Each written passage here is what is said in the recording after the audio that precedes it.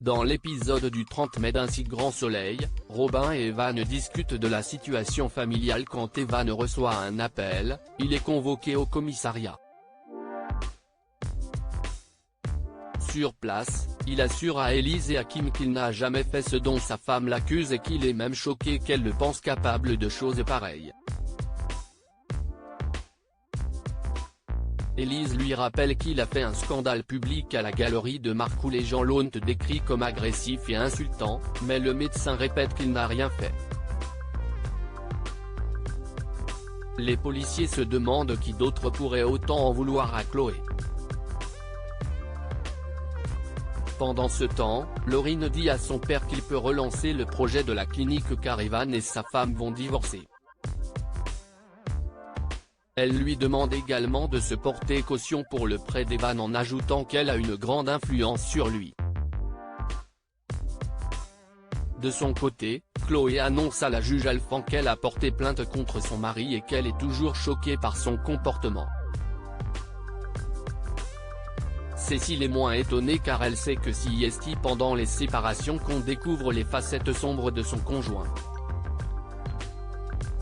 À l'hôpital, Alain et Evan discutent de la situation tandis que Laurine les écoute discrètement, et quand Alain entend son collègue parler de sa femme et de son mariage, il semble percevoir une note d'espoir, ou en tout cas la preuve que tout n'est pas perdu.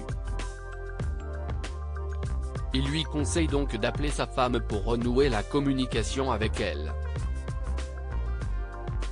Le soir venu, Evan suit ce conseil mais tombe sur répondeur. Il laisse un message à Chloé pour lui promettre encore une fois qu'il n'est pas derrière ces menaces anonymes, et lui demander de parler. Quand il raccroche, Laurine passe une tête dans son bureau et lui propose un verre, mais Evan n'est pas d'humeur. Il décide d'aller voir Chloé et lui répète en face qu'il n'a rien fait. La mère de famille s'énerve et le ton monte tandis que quelqu'un les observe depuis une voiture non loin. Alors que Chloé tourne les talons, Evan voit une arme braquée sur elle et se fait tirer dessus à sa place en la protégeant. Kira confronte Jules ailleurs à Montpellier, Jules se vante auprès de Boris d'avoir toujours Kira dans la poche quand cette dernière lui envoie justement un message pour le voir.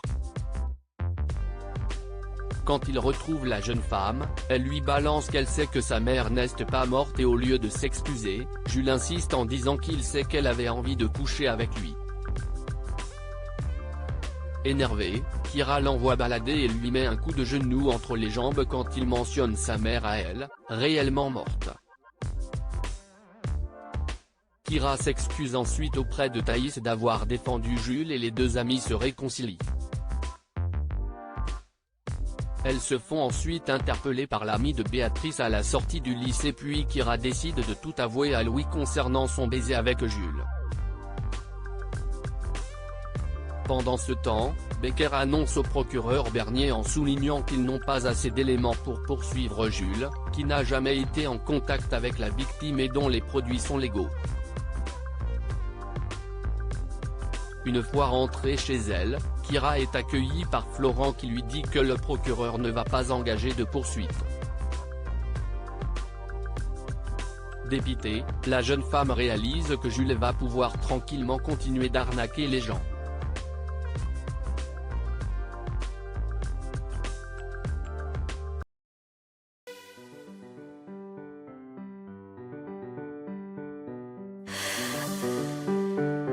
The man I love just had a heart attack, but who needs a heartache? I am a man, she is a